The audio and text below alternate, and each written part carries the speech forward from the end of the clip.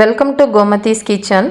நம்ம இன்றைக்கி பார்க்க போகிறது பூஜா சாமான்கள். இந்த மாதிரி அழுக்காக உள்ள பாத்திரத்தை புதுமையான மெத்தடில் இந்த மாதிரி நல்லா பளபளப்பாக ஒரு மாதம் ஆனாலும் நீங்கள் பாத்திரத்தை விளக்கவே வேண்டாம், தொடச்சி பொட்டு வச்சு நீங்கள் சாமி கும்பிடலாம். அதை எப்படி பண்ணலான்னு பார்ப்போம். கோமதிஸ் கிச்சனை சப்ஸ்கிரைப் பண்ணாதவங்க சப்ஸ்கிரைப் பட்டனை ப்ரெஸ் பண்ணுங்கள். உடனுக்குடனே அப்டேட் வேணும்னா பக்கத்தில் இருக்க பெல் பட்டனை மறக்காமல் ப்ரெஸ் பண்ணிக்கோங்க. இன்றைக்கி நம்ம பாத்திரத்தை விளக்க யூஸ் பண்ணுற பொருள் பார்த்திங்க அப்படின்னா புளிச்சக்கீரையோட தண்டு பகுதியும் அதோட சாறு தான். இப்போ பார்த்திங்கன்னா புளிச்சக்கீரையை நல்லா இந்த நல்ல கீரையெல்லாம் நமக்கு சமைக்க எடுத்துக்கலாம். சில பகுதி, அதாவது நாங்கள் இருக்கிற இடத்துலலாம் பார்த்திங்க அப்படின்னா கீரை நமக்கு ஃப்ரெஷ்ஷாக கிடைக்காது. அதில் கொஞ்சம் ஃப்ரிட்ஜில் வச்சுருந்தனால இந்த மாதிரி கசங்கின இலையாக ஆகிடும். சப்போஸ் இப்போ அந்த பூச்சி இருந்தாலும் அந்த இலைகளெல்லாம் எடுத்து வச்சுருவோம் இல்லையா. அதனால் அந்த தண்டு பகுதி, காம்பு பகுதி, அந்த கசங்கின இலைகள் இதை மட்டும் தான் நம்ம இப்போ எடுத்துக்க போகிறோம். நல்ல இலைகள்லாம் சமைக்கிறதுக்கு நம்ம யூஸ் பண்ண போகிறோம். கிராமங்கள்லாம் பார்த்திங்கன்னா இண்டோலியம் குக்கர் யூஸ் பண்ண காலத்தில் அதேமாதிரி இண்டோலியத்தில் நம்ம இட்லி தட்டெல்லாம் யூஸ் பண்ணுறப்ப பார்த்திங்க அப்படின்னா அவங்க தண்ணினால் அந்த மாதிரி பூத்து போன மாதிரி ஆகிடும். அதுக்கு இதை யூஸ் பண்ணுவாங்க. என்னோடய அம்மா சம்டைம்ஸ் கீரை வாங்குறப்ப இந்த பூஜா சாமான்களை க்ளீன் பண்ணுவாங்க. இப்போ நல்ல கீரைகள்லாம் பார்த்திங்க அப்படின்னா நம்ம சமைக்கிறதுக்கு எடுத்து வச்சிடலாம்.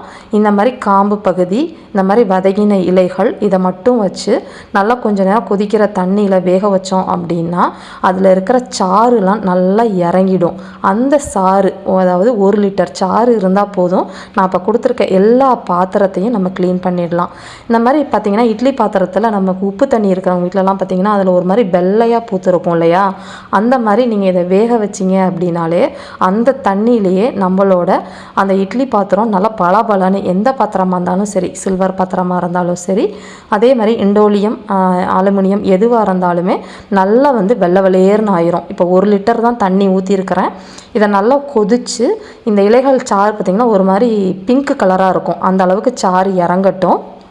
அது வேக வச்சு அது கொஞ்சம் ஆறுற நேரத்துக்குள்ளே நம்ம இப்போ பாத்திரங்கள்லாம் பார்த்திங்கன்னா பொட்டு இருக்கும், எண்ணெய்கள் இருக்கும், அது எல்லாத்தையுமே நம்ம சுத்தப்படுத்தி எடுத்துடலாம். நிறைய பேர் சுடுதண்ணியில் புளி போட்டு அதேமாதிரி வினிகர் இதெல்லாம் போட்டு நம்ம செய்கிறோம் இல்லையா. அந்த மாதிரி மெத்தட்லலாம் செய்யக்கூடாது.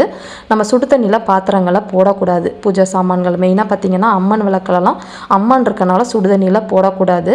இது ரொம்ப ஈஸியாக ஒரு அரை மணி நேரத்துக்குள்ளே எவ்வளோ பாத்திரம் இருந்தாலும் நீங்கள் பலன்னு விளக்கிடலாம். இந்த மாதிரி அம்மன் பாத்திரத்திற்கு எண்ணெயும் மாற்றிடலாம். அந்த பிசுக்கெல்லாம் இல்லாமல், பொட்டுகள்லாம் இல்லாமல் நம்ம சுத்தப்படுத்திடுவோம். இப்போ பார்த்திங்கன்னா எல்லாத்தையுமே நல்லா சுத்தப்படுத்திட்டேன். அதே சமயத்தில் அங்கே தண்ணியும் ஆஃப் பண்ணிட்டேன். ஓரளவு நம்ம கை பொறுக்கிற சூட்டில் அதை ஆறிக்கிட்டு இருக்கட்டும். இப்போ பார்த்திங்கன்னா நம்ம பெரிய இந்த மாதிரி ஒரு பிளாஸ்டிக் டப்பு, அப்படி இல்லைன்னா நீங்கள் பெரிய பவுல் மாதிரி வச்சுருக்கீங்க, பெரிய பாத்திரமாக தண்ணி ஊற்றுனா நம்மளோட பூஜை சாமான்கள் முழுகிற அளவுக்கு இருக்கிற மாதிரி ஒரு டப்போ இல்லை பாத்திரத்தையோ எடுத்து எல்லாத்தையும் உள்ளே வச்சுக்கலாம்.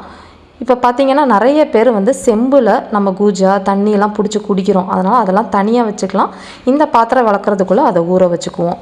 இப்போ பார்த்திங்கன்னா தண்ணி ஓரளவு ஆறி இருக்குது. நான் இப்போ வேக வச்ச தண்ணியை மட்டும் இதில் வடித்து எடுத்துக்கலாம். நீங்கள் சூடாலாம் இதை யூஸ் பண்ணணும் அவசியம் கிடையாது. சப்போஸ் காலையில் நீங்கள் வேக வச்சப்போ தண்ணி இருந்துச்சுன்னா நீங்கள் சாயங்காலமாக நல்லா பச்சை தண்ணி மாதிரி இந்த மாதிரி ஆறுன தண்ணியை வச்சே நீங்கள் பாத்திரத்தை சுத்தப்படுத்திடுவோம். இப்போ நம்ம வச்சுருக்கிறது பார்த்திங்கன்னா 1 லிட்டர் தண்ணி தான் இருக்கும். பட் இது நமக்கு பத்தாது இவ்வளோ மாத்திரம் மூடுகிறதுக்கு. அதனால் சாதாரண பச்சை தண்ணி தான் இப்போ ஊற்ற போகிறேன் நான். சப்போஸ் உங்கள்கிட்ட கொஞ்சம் தண்ணி இருந்தாலே 1 லிட்டர் தண்ணிக்குள்ளேயே நீங்கள் இவ்வளோத்தையும் சுத்தப்படுத்திடலாம். இப்போ நம்ம இருக்கிற தண்ணி பிரச்சனைகளில் இப்போ சொம்பு முழுகிற அளவுக்கு இப்போ நம்ம தண்ணி இல்லை. அதனால் என்ன பண்ண போகிறோன்னா இந்த பாத்திரம் விளக்கி சோப்பு போட்டு விளக்கிக்கிட்டு இருக்கக்குள்ளே நம்ம அதில் கொஞ்சம் நேரம் முழுக்கி நம்ம ஊற வச்சா போதும். இது ஒரு 10 நிமிஷம் ஊறட்டும். ஊறினதுக்கப்புறமா நம்ம எப்படி விளக்கலாம் அப்படிங்கிறத பார்ப்போம்.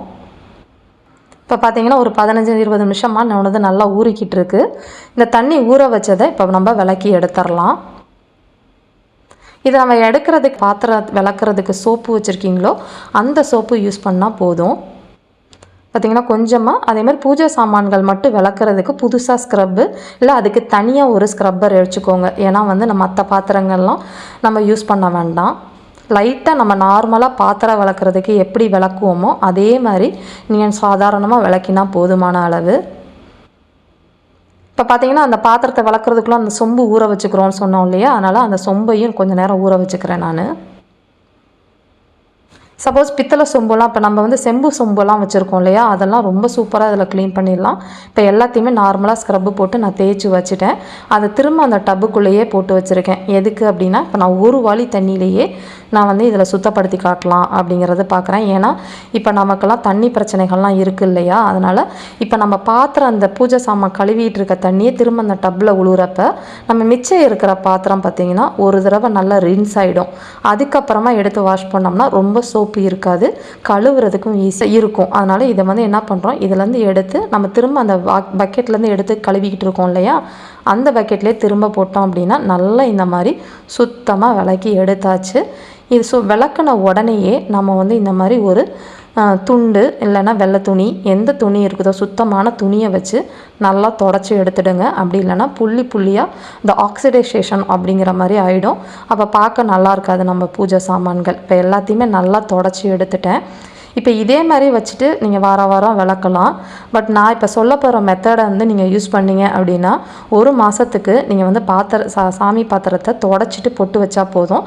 அந்த அளவுக்கு நல்ல பளபளனே இருக்கும். எல்லார் வீட்லேயும் விபூதி இருக்கும். கொஞ்சமாக வந்து ஒரு சின்ன டிஷ்யூ பேப்பர் அப்படி இல்லைன்னா வெள்ளை கிளாத் எடுத்துக்கோங்க. அதை வந்து லைட்டாக அந்த பவுடரில் நம்ம விபூதியில் வந்து எடுத்துகிட்டு அது நல்லா தட்டிடுங்க. அதில் இருக்க லைட்டாக இருக்க டஸ்ட்டை வச்சு கொஞ்சம் அழுத்தம் கொடுத்து எல்லா பாத்திரத்தையும் இந்த மாதிரி தொடச்சிடுங்க. இந்த மாதிரி துடைக்கிறப்ப கடைங்கள்லாம் பார்த்திங்கன்னா பாத்திர கடைங்கள்லாம் சம்டைம்ஸ் அவங்களோட விளக்கெல்லாம் கூட இந்த மாதிரி தான் ஆகிடும். அப்போ விபூதியை வச்சு தேய்ச்சி வச்சுருவாங்க. அதே மாதிரி பளபளப்பில் நம்ம கடைகளில் வாங்கின மாதிரியே நம்ம பாத்திரங்கள்லாம் மாறிடும். இப்போ செம்பு பாத்திரம் எல்லாத்தையுமே நீங்கள் செஞ்சிடலாம். இப்போ பார்த்திங்கன்னா நான் செம்பு தேய்ச்சோடனே உங்களுக்கு எந்த ஒரு பளபளப்பு இருக்குங்கிறது தெரியும். பித்தளை பாத்திரத்தையும் அந்த மாதிரி தொடச்சலாம். நான் ஃபஸ்ட்டு உங்களுக்கு காட்டினேன் குங்குமம் வச்ச பாத்திரம்.